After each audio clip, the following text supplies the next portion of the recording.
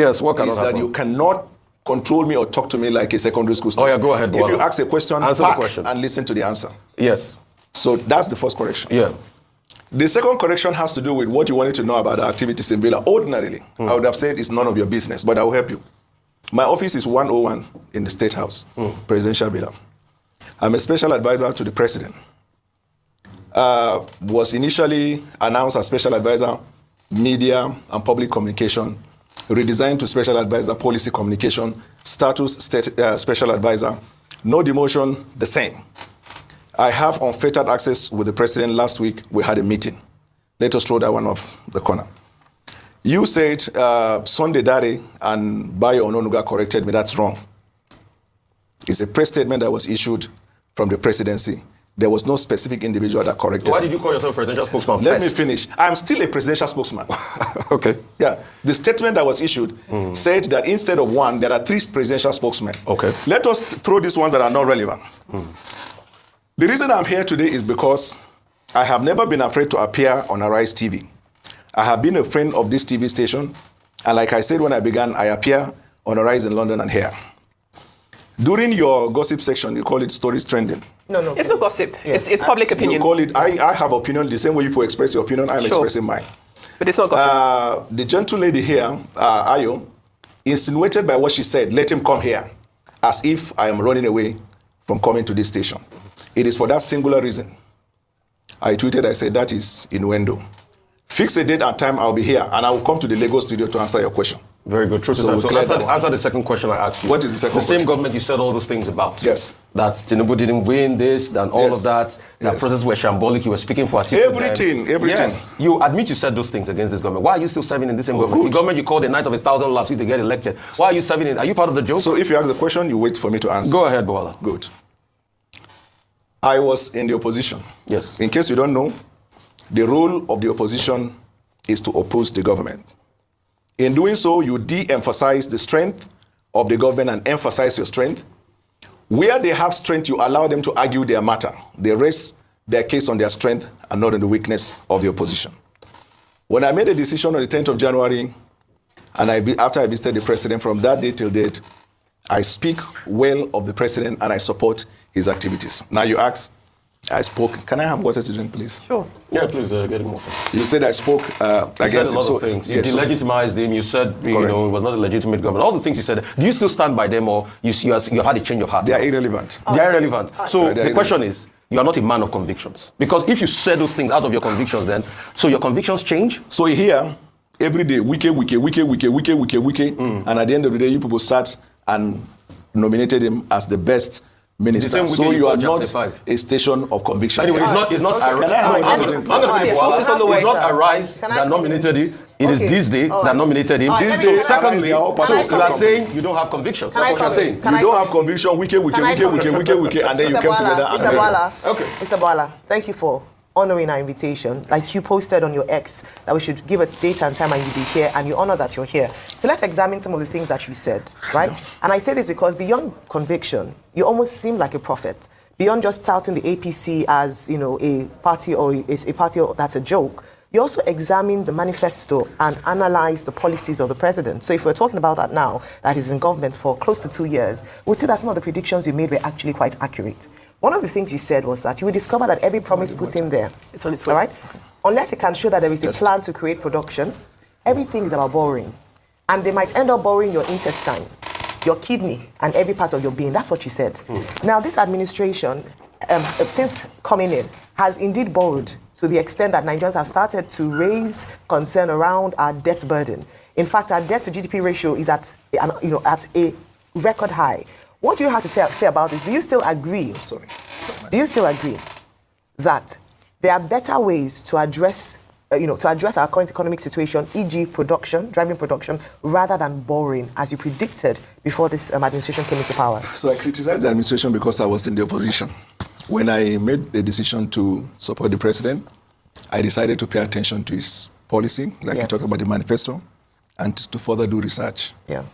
In doing so, I tried to look at where there is, for example, quote-unquote a failure. I try to know why. So, for example, there was a time there was this food inflation and it was carried all over the places.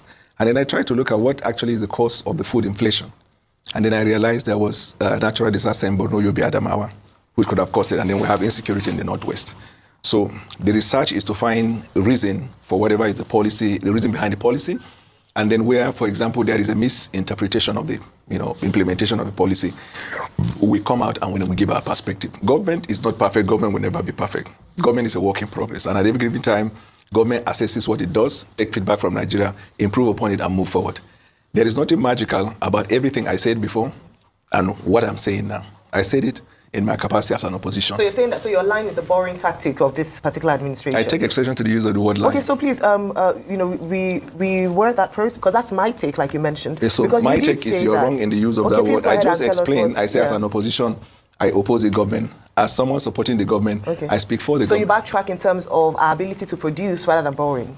Oh, you mean in terms of the Yes, borrowing? I'm saying about your statement. Leave okay, opposition. tell me the exact statement. I said it to you. I said you talked about the fact that this administration should be looking at production as opposed to borrowing. That in the event that they came into power, they're going to borrow our intestines, our kidneys, everything, which is what we're seeing now. Have they borrowed their intestine? Well, I mean, you were saying it as you say what we're saying. You were saying it as it was hyperbole. You were using it as your words. I really want us to get something out of the interview. So it's not just about you said, I said, or I didn't mean that. Just in terms of your analysis of the current borrowing structure of this administration, is it productive? Should we be focusing more on production? Are there ways that we can be a production nation as opposed to a consumption nation so that we're able to reduce borrowing? We've had a number of analysts come here to talk about how we can finance our debts in more creative and intelligent ways that's sustainable. So that's all I want you to speak on. Yeah.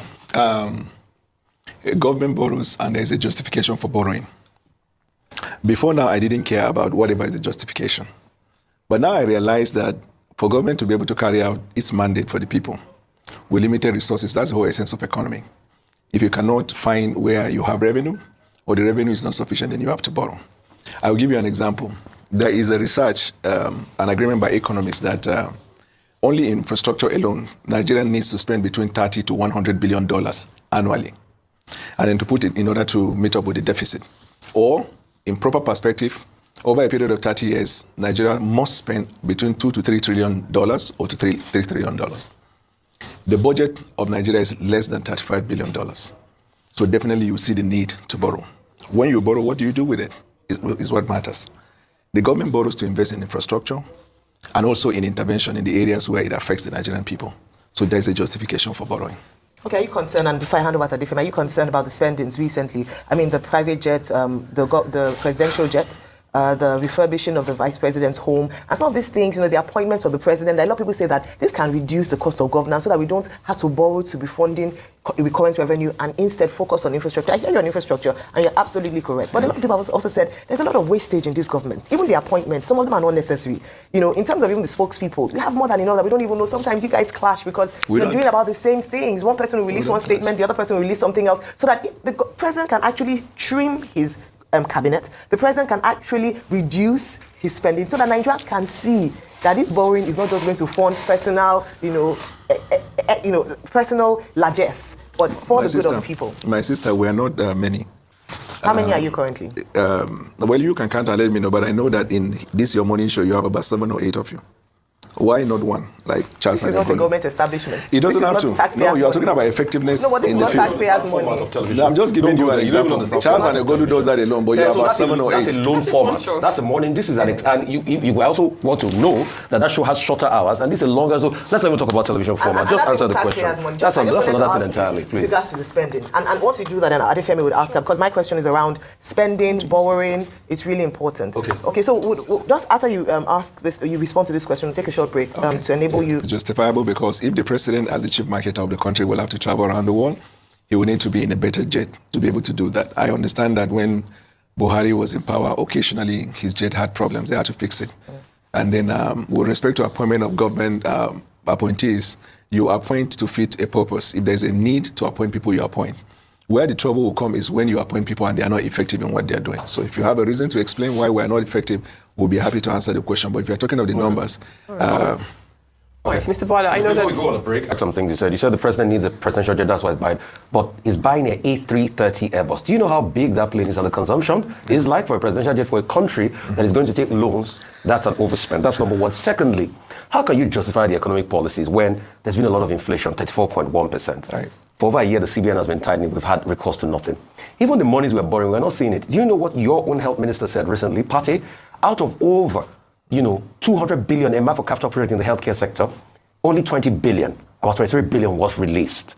There's a big budget underperformance. Your Senate president did say budget performance was 50%. That's an appalling number for all the loans we are taking. So how can you justify the economic policies when the economy is not looking good? We can't even, perform effectively the budgets and Nigeria's industry. Our economic policy has been, in my assessment, doing very well. Because where we were before President took the oath of office and where we are today, from the economic standpoint, I think economists said that it is safe to assume that Nigeria is not to be dealt with the feeling that it is going into disintegration because the fundamentals of the economy are put in place. What are the fundamentals? Remember, Mr. Rufai, that we are dealing with a nation whose national budget is less than 30 billion. And I just said when we began that even in infrastructure, this is expert opinion, not ours. They say you have to invest between $30 to $100 billion annually. So, and then you're dealing also with a nation that the infrastructure is in decadence, so to speak. We don't have good roads, we don't have airports, our hospitals are dead, and then you are looking at a critical situation like that you are trying to navigate with limited resources. So, given the circumstance of the case, and then juxtaposing that with what we are doing, I can tell you, for example, you talked about inflation. The current food inflation has gone down because food prices are going down. The general inflation of the last month was far better in terms of than the previous month. And this is because, Mr. What Rufai, statistics are those? Because the inflation numbers, general inflation numbers, increased. In fact, we were tending down to 23%. Now it's 34.8%. As when this administration got in, inflation was not up to 30%. Right. This administration have increased inflation by close to 10% percentile points. Yes, but it is to be expected because when you take policy reforms, it is like you're pulling down the house to reconstruct again. We were living on, at the time the president took the oath of office, if you remember, about 26 or so states of the federation were adjudged as bankrupt. They couldn't pay salary. That's not our challenge at the moment. Because of the increased revenue, states are paying salary. We are now urging them to go beyond that and deliver on the mandate to their people. That's one area we've dealt with. Two, the various interventions of government in terms of supporting the states and then providing in direct intervention on Nigerians. For example, if you look at the medical sector, if you look at the agricultural sector, the kind of investment we put in there, definitely there are some investment that will take time. If you plant a seed, it can't come out But it's tomorrow. not yielding. People are suffering. No, yes, Pain the suffering. Pain is rampant. That is why every time we beg. Yes, that's why every time, Mr. Rufai, we keep begging the Nigerian people. See, leadership is about accountability and respect to the masses. We cannot look them in the face and say, we don't care about your suffering or you are not suffering. We are not in that denial. But what we are saying is that what we are doing at the moment, think of a family. Probably the father is used to taking the kids out to the movie weekends. Twice in a year, they go to Europe, America.